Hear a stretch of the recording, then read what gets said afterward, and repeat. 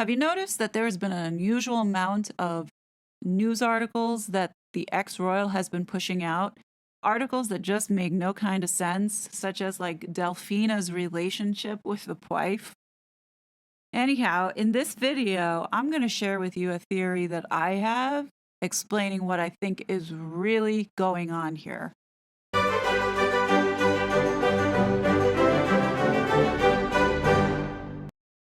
Hey there, this is the Royal Grift, and I'm a big advocate of people telling the truth, especially celebrities. So let's take a look at these three. That's Meghan Markle, right in the middle. What do all three of these celebrities have in common? Well, for one, they're liars. But two, most importantly, is they're celebrities who have used their public platform and status in society to lie on a global scale and show that they can get away with doing it and nothing happened to them. Now, Amber Heard, yes, she lost her case and she was ordered to pay a hefty $10 million, but the bad behavior of lying and defaming Johnny Depp is still ongoing. And that's a problem because she is continuing to fuel and feed to manipulate the opinion of the masses, again, when it should really be shut down. Jussie Smollett, he lied and was found guilty as well. However, his victimhood angle and the manipulation of more lies got him out of serving prison inside the jail. So we come to Meghan Markle, and why she's a super liar is because she is doing essentially the same thing, but we're now getting to a place where she has gotten away with it. Yes, even though we know she's an outright liar, she has managed to escape any sort of consequence whatsoever. I think right now we need to go back in time to refresh everybody's memories of what she has done. I think the benefit of the doubt now has been given so many times over that has been exhausted. And it's time to really now hold her feet to the fire, especially because of this looming lawsuit that is about to take place in the near future. As it does appear, it's moving forward. Let's talk about it. This is very important because there are reasons for what she's doing now. I've been watching other YouTubers, and everyone's pretty much saying the same thing, that there's a lot of media that she's putting out to paint her in this almost savior saint, like facade. I don't think it has anything to do with caring about Uvalde. I don't think it has anything to do about bad press with the Jubilee, nor do I even think she cares about how angry Spotify and Netflix must be. I think this has a lot to do with the fact that her case with Samantha, or her request for this case to be dismissed, was rejected. And I don't think she expected that. I think she thought her big-time lawyer, who represents the Kardashians, was going to work his magic and get her out of it. Sadly, it didn't. So now she's on a campaign to fix up her image, paint her as the mother. You're seeing it all come to the forefront, right? Her caring about all these different causes and distracting everybody from the fact that there's some really, really serious lies going on that she is afraid that's going to come out. So let's begin. This video is going to kind of just go through where we are today, like what has happened, because I don't want people to forget, because there's so much that has happened that, here will be a nice little summary video to kind of refresh everybody's memory. And if you do know what had happened within her court case, feel free to skip the video. But I think it's important to revisit because there's a lot of things that I forgot, or I'm now connecting the dots and seeing the full picture. So anyway, let's begin. Everybody gave Meghan Markle the benefit of the doubt in the very beginning when she came onto the scene. Granted, she was a nobody and nobody knew who she was. Clearly, her Suits television show wasn't really that big of a deal here in the United States, but she thought it was anyhow. Slowly, over after she married Prince Harry, things started to get, pretty, I don't want to say bad for her, but, a lot of rumors started to fly after the wedding that she was this diva.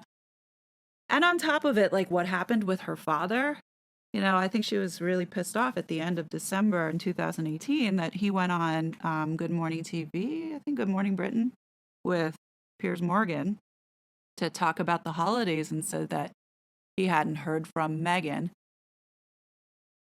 since the wedding, since he had the heart attack, and that, he wanted to spend Christmas or at least talk to her over the holidays.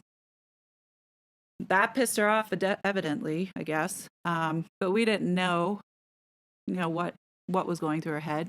And then in February, this bombshell article that comes out with her alleged 5 friends talking on her behalf, or literally speaking for her, since she can't speak in the family, that she was this doting daughter and always, was this loving person who did X, Y, and Z and was such a humanitarian and yada, yada, yada. Right? And then also talked about Mr. Markle and how he let her down. And it was lies, more lies. We know that. Anyhow, she got her voice out in that manner. And then a couple days later, this drops, which is what really started or ignited this court situation. So Thomas saw the People magazine article and was rightfully hurt because the things that he read about what they were saying about him, and he was never contacted for comment, and references or alludes to this letter. So he wanted to have a chance to have his voice, because if, there are people talking about him and it's false, his logic was, I should be able to defend myself. And I think a majority of us would have probably done the same, to set the story straight and say, look, this is what was said. And no, I didn't do any of that. And the story is wrong. So Meghan didn't like that very much. And, a lot of backlash came on top of her because, it really did paint her as a liar and a nasty person, and to be able to do that to her own family, it just was a bad look, and it definitely did damage her image. So, on the behind the scenes, I don't have all the information, but from what I gather from the documents that are available online was that, they did approach the Daily Mail, telling them to pull the piece down, that it was false, it invaded her privacy, and, needed to retract the story and correct it, right, to reflect what she wanted to say. And the Daily Mail wouldn't do that. And this went on, and then finally in October, Meghan decides to sue the Associated newspaper for, again, to play up this narrative of her privacy and being, misrepresented in the media and painting the story of how the press is out to get her and yada, yada. Decides to sue them. And she hires these 2 lawyers, Jenny Offia and David Sherborne, who are from Shillings. Now, if you don't know, they were the ones representing Johnny Depp in the libel case against The Sun back in 2020 and lost. So in this claim, it really was about getting that article removed, as well as now a money grab. This was all about suing them and getting compensation for the alleged damages, the pain and suffering and the woe is me, you hurt my reputation and my mental welfare and was affected because of it. You invaded my privacy. Fine. Now, I'm not sure how the UK courts work, but it's interesting to see that, when they fully get their claim in front of the judge to look over it, there's a lot of back and forth that goes on before it actually sees the judge. So the lawyers are communicating with one another on questions that they have, asking, for more evidence. And they're kind of, from what it looks like, they're kind of battling it out themselves, back and forth in this documentation. And you see that in, the Daily Mail's response to, before the hearing, to be decided, of the claims that were made, their response to the claims that being put forward and their questions, right? And also challenging some of the things that Meghan was saying around, having suffered and the damage that it's caused, and that, it was her right to privacy and copyright, and why, she should be entitled to this, and how they broke, her rights. What ends up coming back in that document was talking about the fact that there was insufficient evidence, and there was a request for the 5 people who did contribute to that People article to be exposed and called as witnesses, right? Because there was an allegation by the Daily Mail indicating that she was the one that fed the information to these 5 friends and carried out that letter. And this is what their claim was, that it was Meghan who orchestrated, making sure that this article came out to tell her story, the narrative that she wanted, pretty much the lies.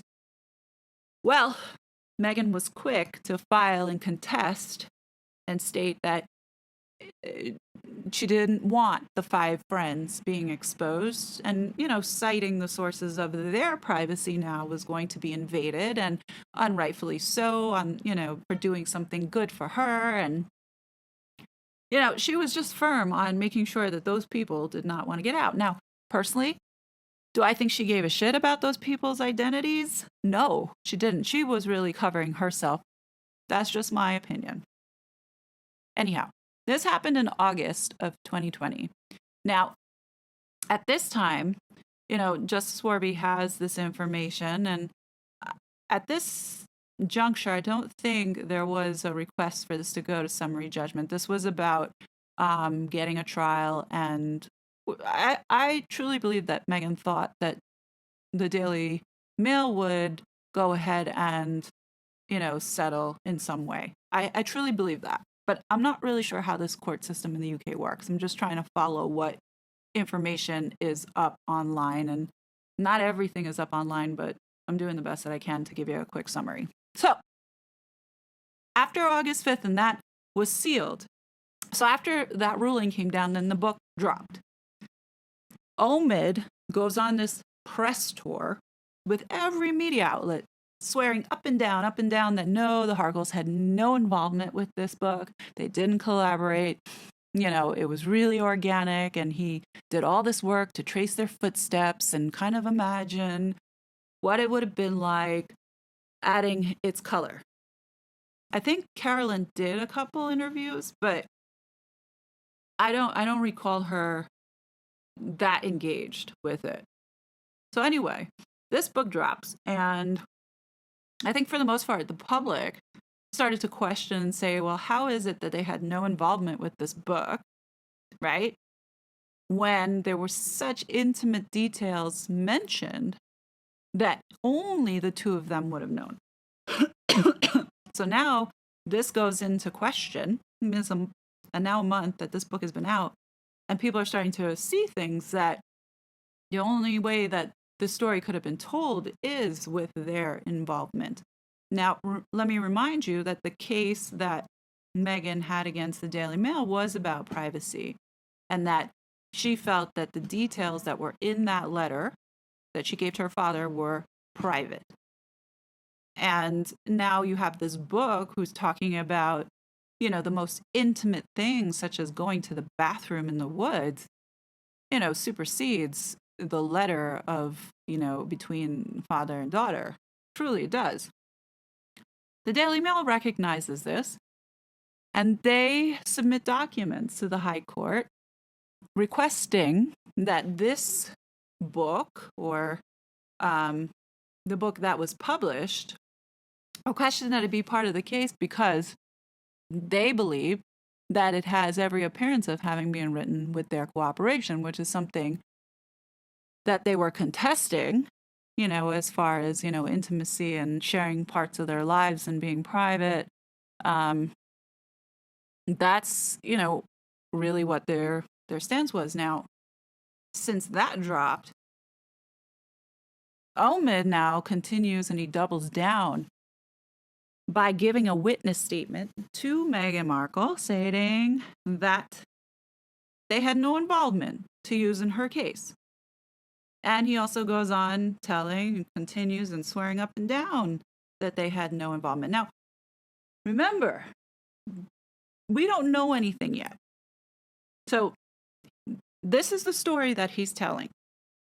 The judge says, yeah, you know what? Include the book.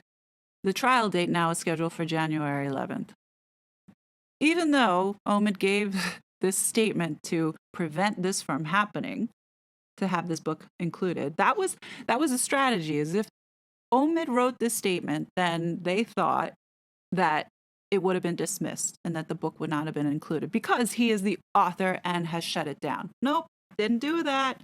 That backfired. So now, Snapmare 29, they get to include this book. A month later,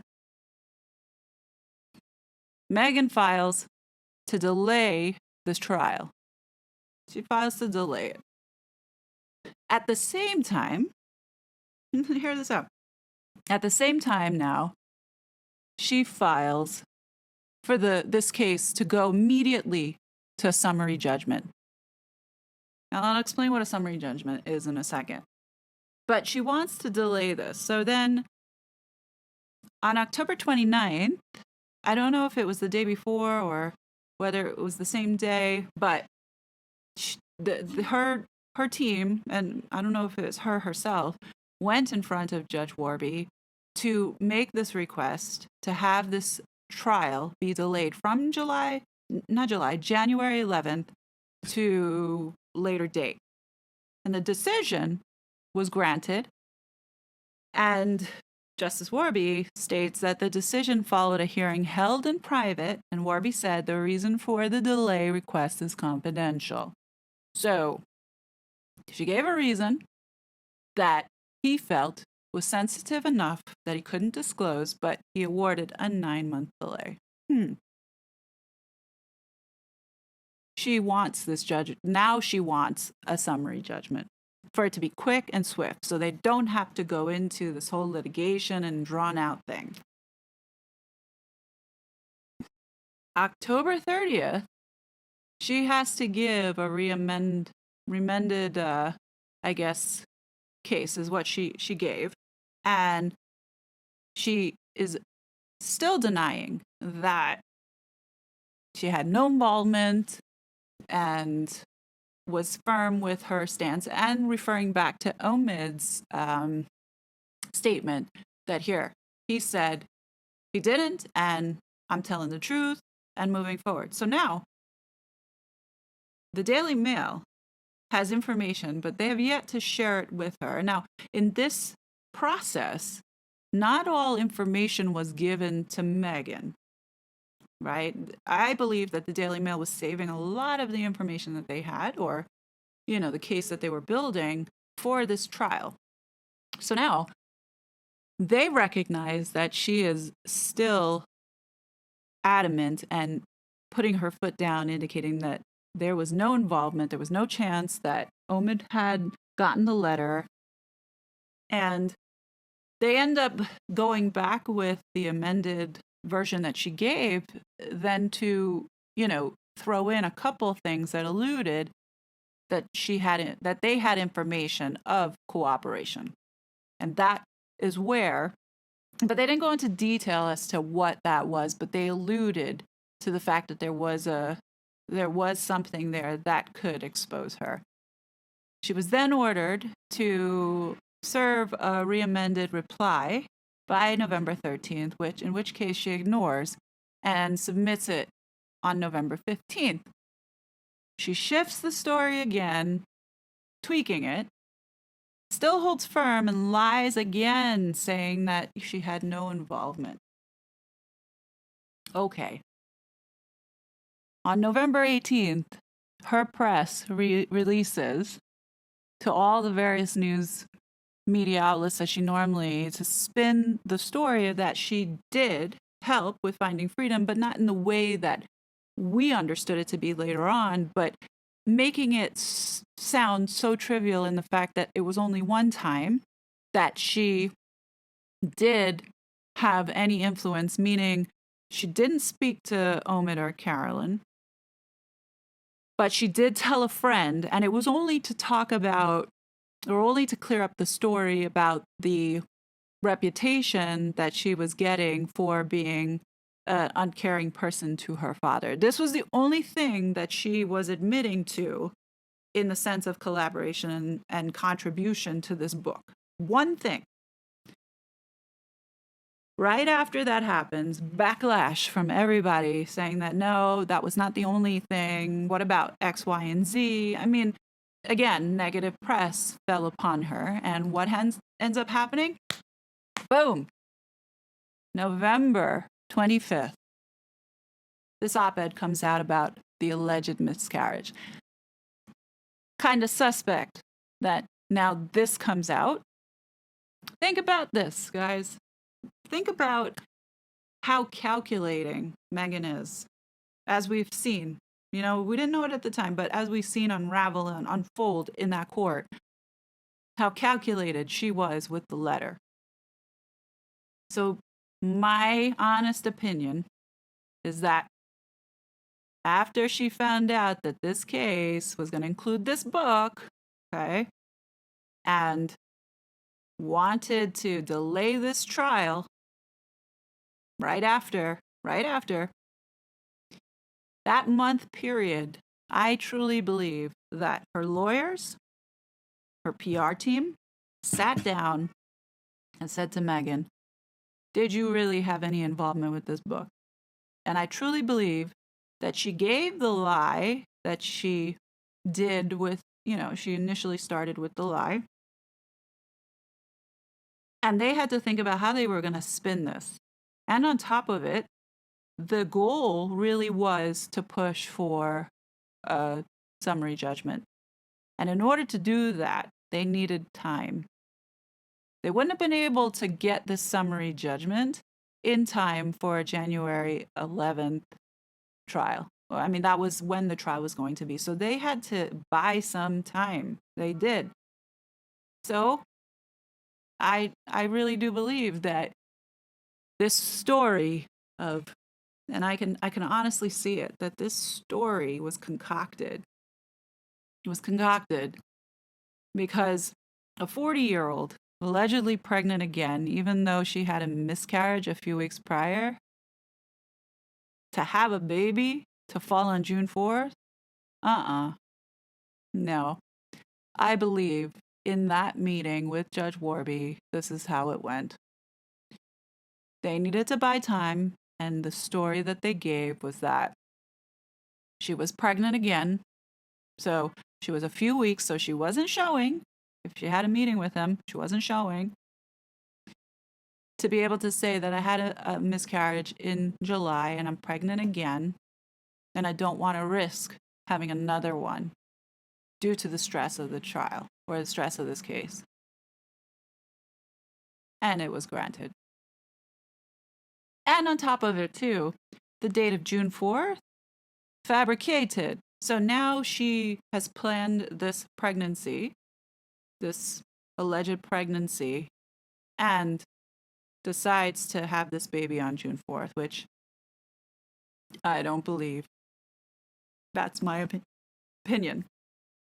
So here is where I form my opinion around why Meghan Markle did not have a miscarriage. Well, for starters, no doctor is going to advise a woman after she miscarries to go ahead and try again. Obviously, for medical reasons, being that she is a geriatric mother, she would have had to have waited at least to do tests to find out, well, what was the reason why she had miscarried. And that actually does take some time. In addition, the WHO, the World Health Organization, advises that women should not have another baby after a miscarriage and wait at least about 6 months.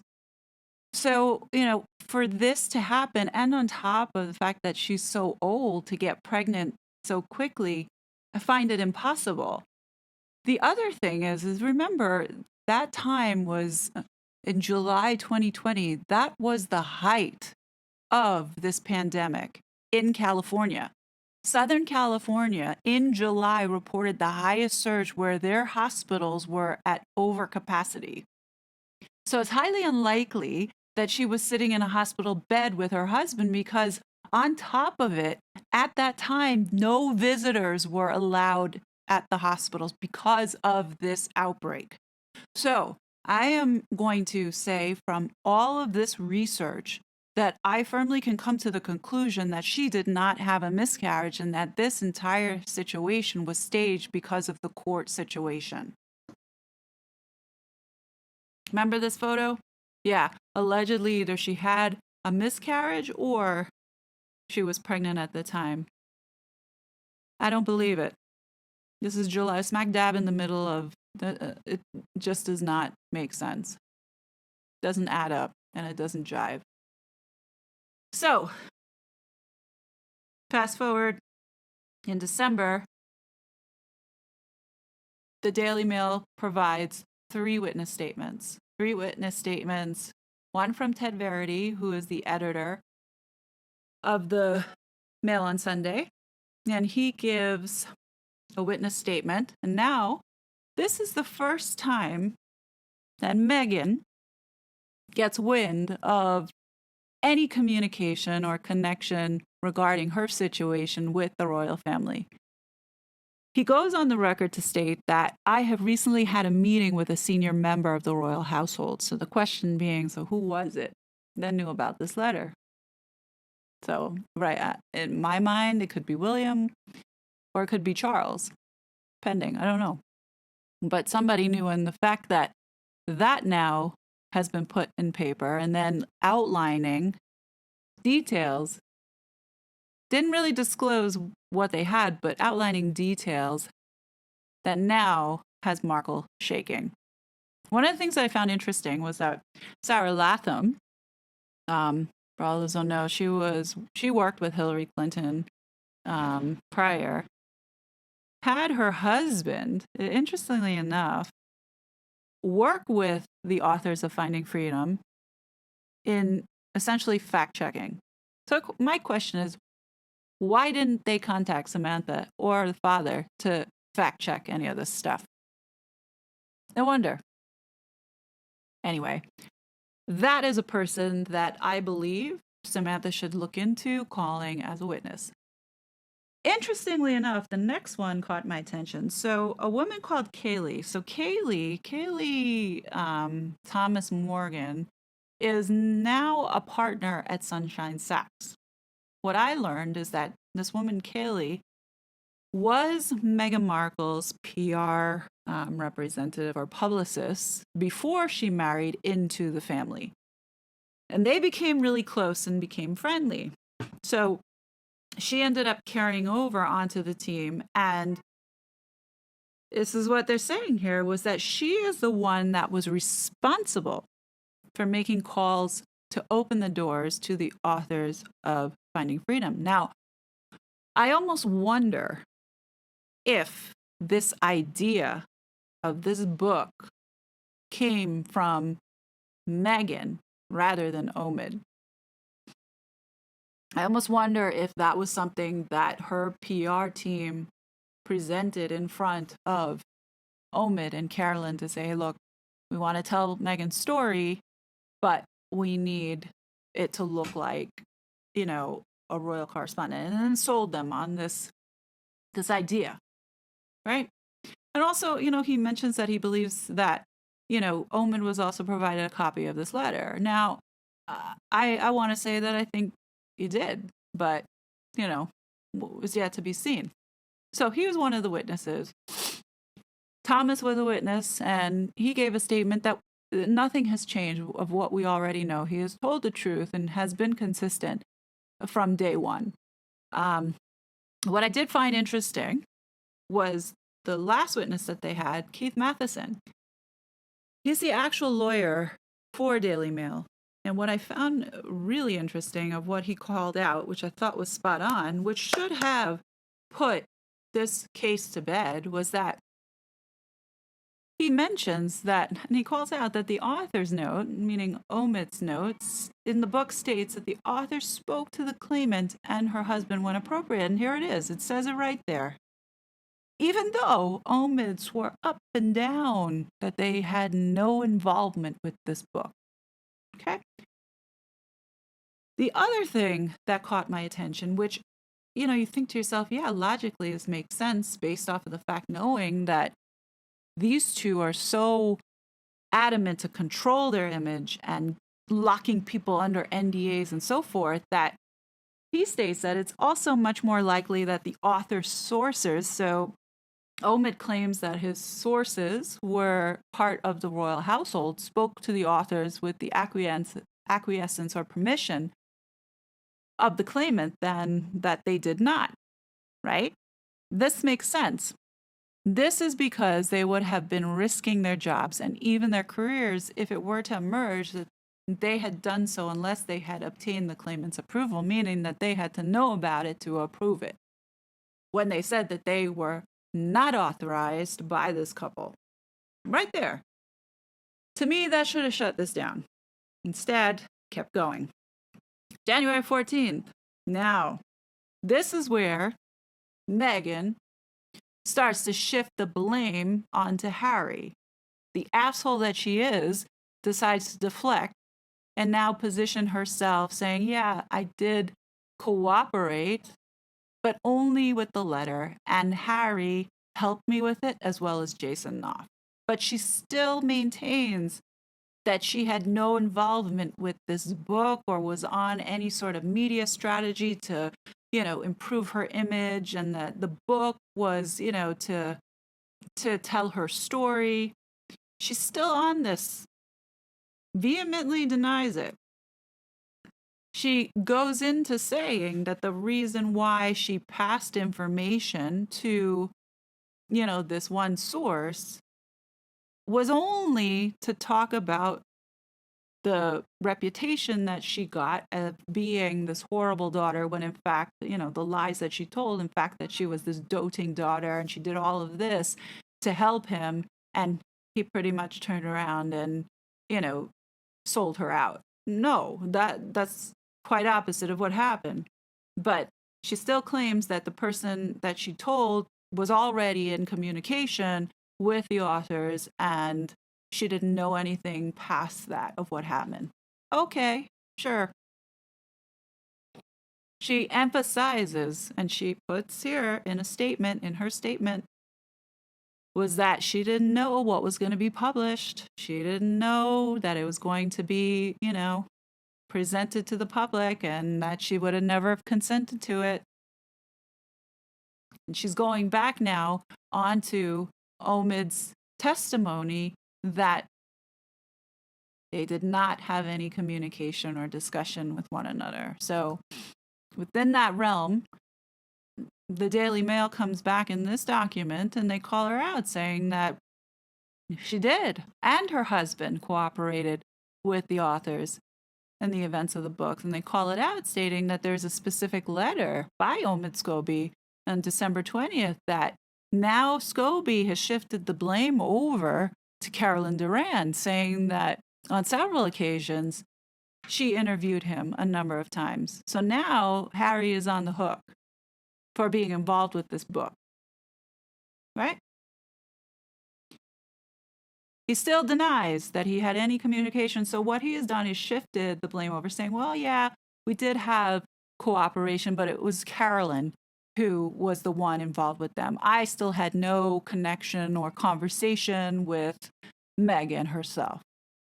So the case is sat there, and the Meghan's defense team is still praying and pushing for a summary judgment, still making claims saying that this should go to summary judgment because it's a clean cut. Here's enough evidence to show that this invaded privacy, and deflecting the fact that she lied. So in February, Markle gets her way, and this case is settled in the favor of her, right? This, in my mind, was, I think, a poor judgment. And it was a judgment, I think, that was biased in the mere fact that there was incentive for the judge to make this headache go away. And the reason why I say that is because this dude, he was about, actually in a few weeks' time, he was going to be sworn in as Her Majesty's Most Honorable Privy Council in the month of March. So he needed to just make this go away. You know, as is, Philip was sick. Everybody knew that he was sick and he was in hospital. And I think in some sense, he didn't want this to have any effect or bearing and to just make it go away because it was generating a lot of issues. So that happens, and, you know, we get into March, and what happens in March? Probably the worst decision that this couple has made yet to date. I think it has gone down in history as the moment that the curtain was lifted. And what I think was so vile about this, and why it's important that they need to be held accountable for their behavior, for doing this interview, you know, as a purposeful attack on a family who literally was in the process of focusing on the last days of Philip's life.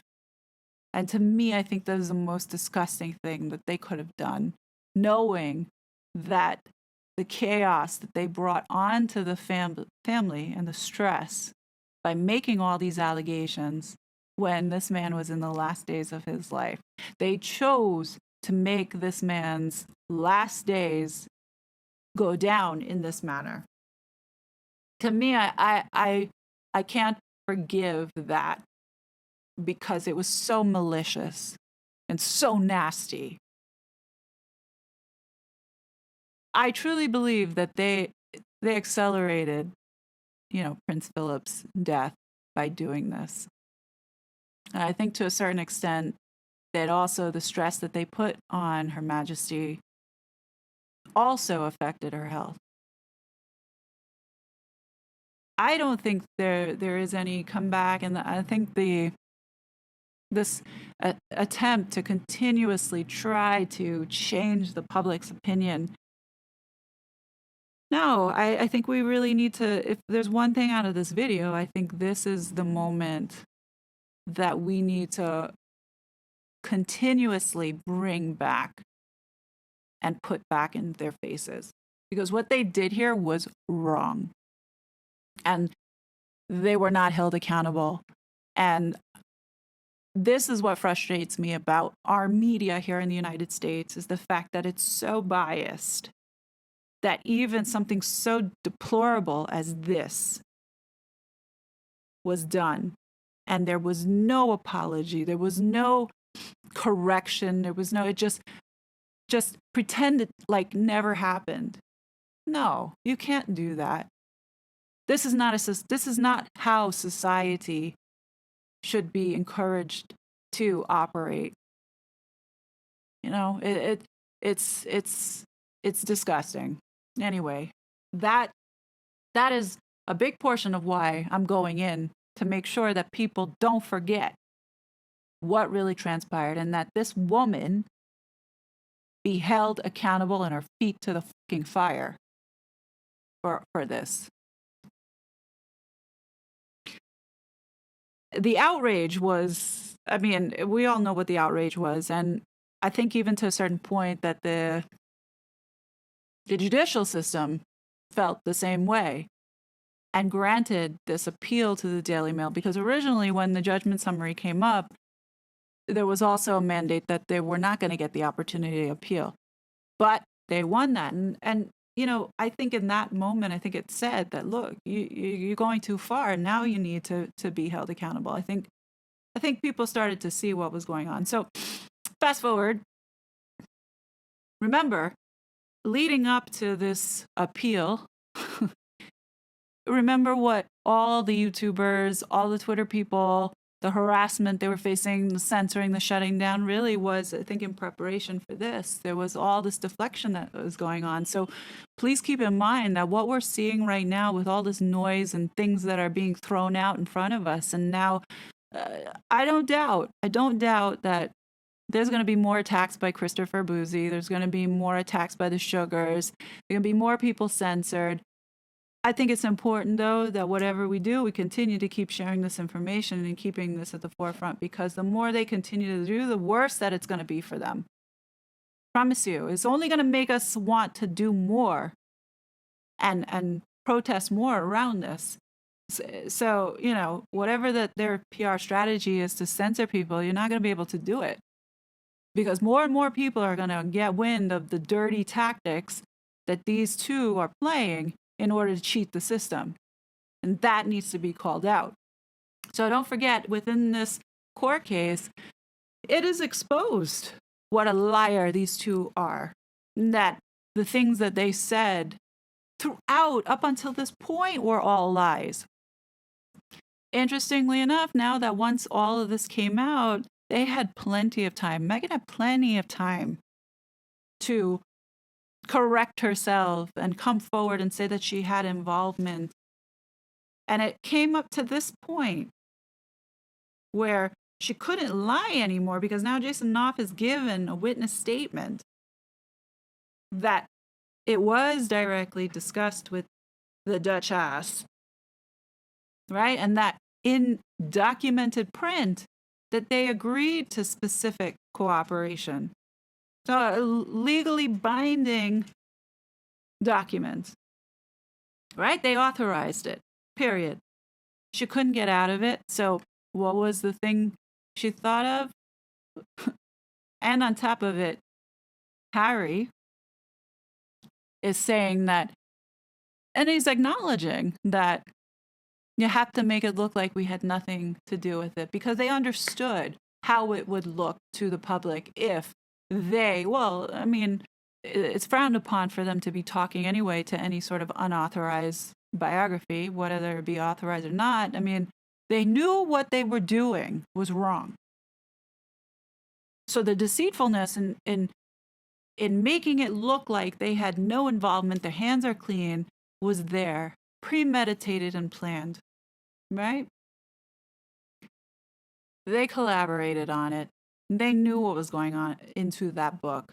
They never would have authorized that book if they did not have say or their stamp on it, because there was such detail in it that for a couple who was so gung-ho on their privacy and, you know, not wanting anybody to know about their personal lives and yada yada, they sure had a lot to say in that book. So now getting to this is the problem, like Samantha. Look, I just showed you that they could lie all the way up until a point, trying to get away with it until they were called out. Samantha will be able to prove the lies in her chapter, but I think she needs to take it, just my opinion, in order to make the case that the book itself, you know, is a lie. and to, give credibility to her, claims that the chapter about her is also lies, right? To prove the one bullet point in defamation is to show that the other chapters equally contain lies. And where I'm going with this is that looking at this book, there are lies. She's not gonna stop lying, right? If she lied throughout the court case, if she lied on Oprah to tell a narrative, you mean to tell me that the narrative that was told in that book is outside of chapter 12 was 100% correct? I don't think so. Let me give you a couple of examples of where things don't make sense, that don't add up. In the book, right, is toting about how committed and how strong and she's doing the engagements and yada yada. It puts in there on October 28th is when she was in New Zealand, talks about that she was 4 months pregnant at the time. Here's the issue with that. If she was 4 months pregnant at the time, that would mean that she conceived either at the end of June or the beginning of July, which would put her at 10 months pregnant. Tell me, how many women, and I'm just curious, how many women go 10 months being pregnant? As we were all calling out the different sizes and rare, it just didn't make sense in the way that her, it just didn't make sense. That's a flag for me. But we'll give a little leeway on that. But I think what really I think drove home the issue for me now was that in the part of the book, he goes into detail to say that Meghan did not have a C-section, right? So she's talking about all this other stuff, although the couple now chooses to not comment on the details of the birth. Well, the issue I have with this now is the recent Vogue article that she did, right? Where she now talks about, with Gloria Steinem, about how she was able to have a connection with both of her children or whatever, and seeing her body change. Well, funny enough, why didn't you talk about that when you were going through your pregnancy? Right? If you feel so strong and are a feminist and you should be open about talking about female issues and that, women should be comfortable having these discussions and so forth, why did you never talk about it? Now you choose to talk about it? Only now, when people now are really looking at, what really went down? Now you're talking about your miscarriage? I wonder, is it because now you have a court case that's coming up and that this is something that possibly, or I would say most definitely will come up, that is part of your lying and your scheme to prove that you are a manipulator and trying to control a narrative? This is very much something that should be on the table, that needs to come out. I don't buy this for 1 second, and I truly believe that this article was not done because she gives a shit about any of these women who, have to have abortions. Remember, the article was about Roe v. Wade being overturned. So what does talking about having children versus, it made no sense. It has nothing to do with having an abortion or having the right to choose to have the child or not. It had nothing to do with it. This was about putting it out there that she had these children, to convince the world she had these children and that her miscarriage was real, when I don't believe that it was. Anyway, sorry. Going into it. Other irregularities. This book makes it a point to talk, to kind of backtrack all the bad press that was going on, to backtrack and give a explanation, or her explanation, of what really went down. There was a lot of backhandedness that she did in this book. And I'm going to call it like it is. She had her hands all over this book and was involved in telling these stories. She told stories that insulted the monarchy in the way that they announced this birth and made them look like jackasses by having the power to go ahead and announce it first when it should have had the courtesy of announcing it to the queen first, and they make the announcement. How ridiculous is it that, Meghan thought that it was so proper to announce the arrival of their child on Instagram? It's so fucking tacky. I can't even, it's so tacky. Anyway, I know that this was insulting to the family, and she did it out of spite. The next piece that really has us all thinking, now I'm going to call bullshit on this, but in the book they state, and of course she had to approve it. It said, lastly, Harry and the palace aides to inform, including Sarah, which he did at 9:30 a.m. I call bullshit on that. There's no way that they gave this information over to the palace at 9:30 a.m. and that they were had them scrambling at 2 p.m. when they made their announcement. They didn't do such thing. And what's also interesting, too, in this passage was that it indicates that by 9:30, they were on their way home, back home. There is no way, there's no hospital that would allow a first-time mother who gives birth naturally to leave a facility in that short span of time. There's none. And I promise you that, if you ask the Portland hospital, they tell you. And on top of it, it's such a posh hospital. You mean to tell me that Meghan didn't want to stay for the champagne and all the accoutrements that came with it?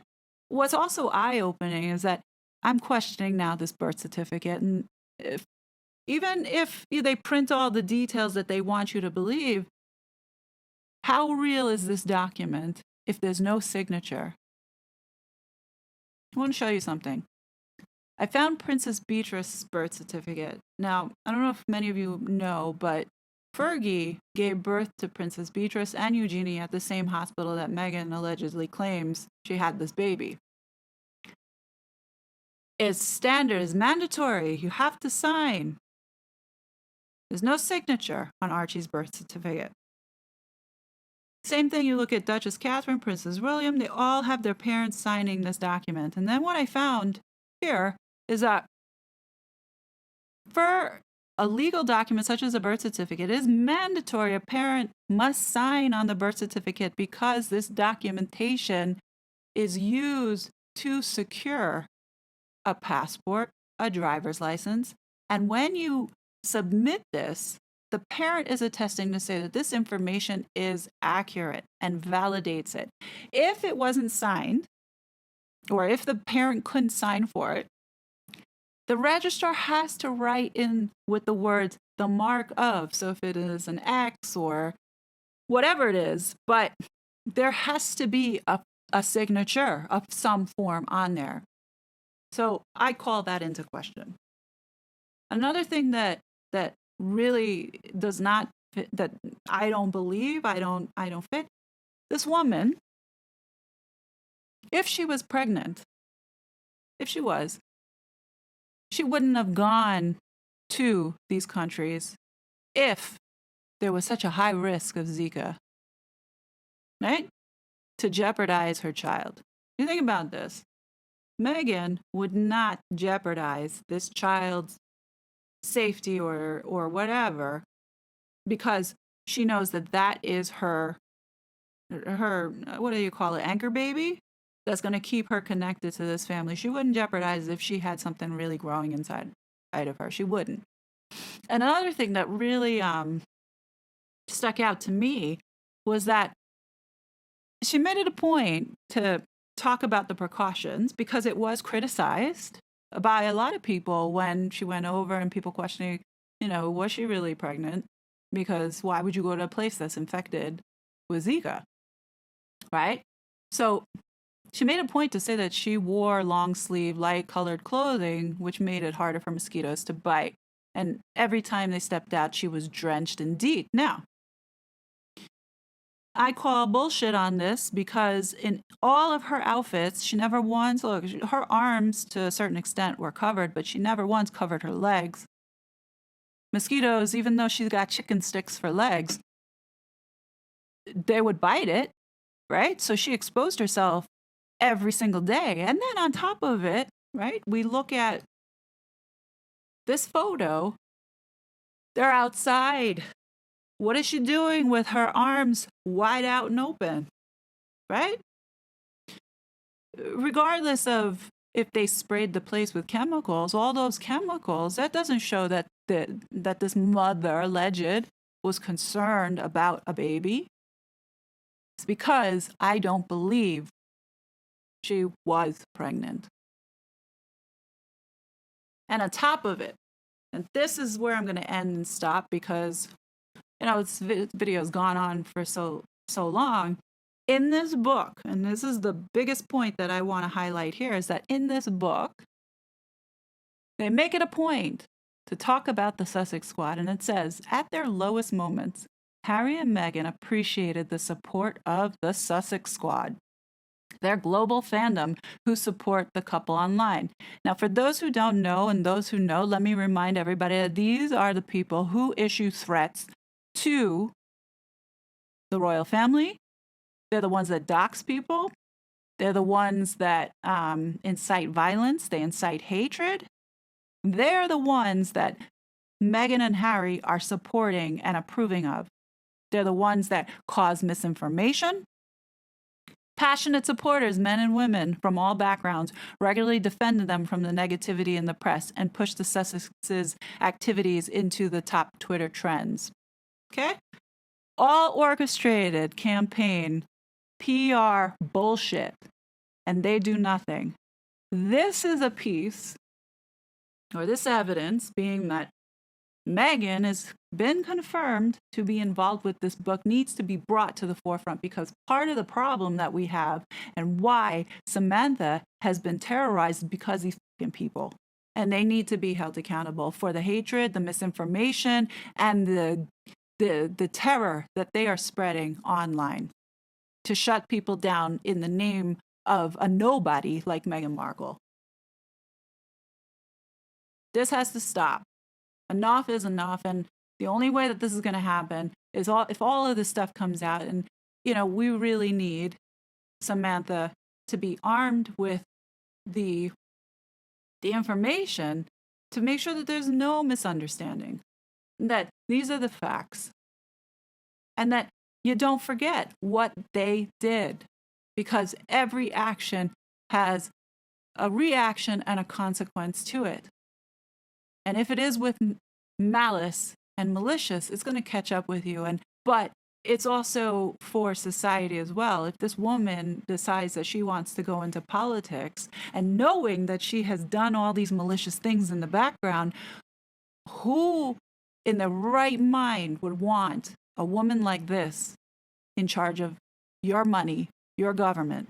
Oh no, That is why I am speaking up, and I brought this forward, and will continue to bring it forward as we go on.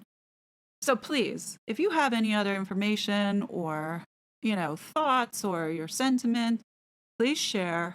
I know that by doing this, there's a big risk, because I just have now rehashed the past that Meghan Markle wants to forget forward.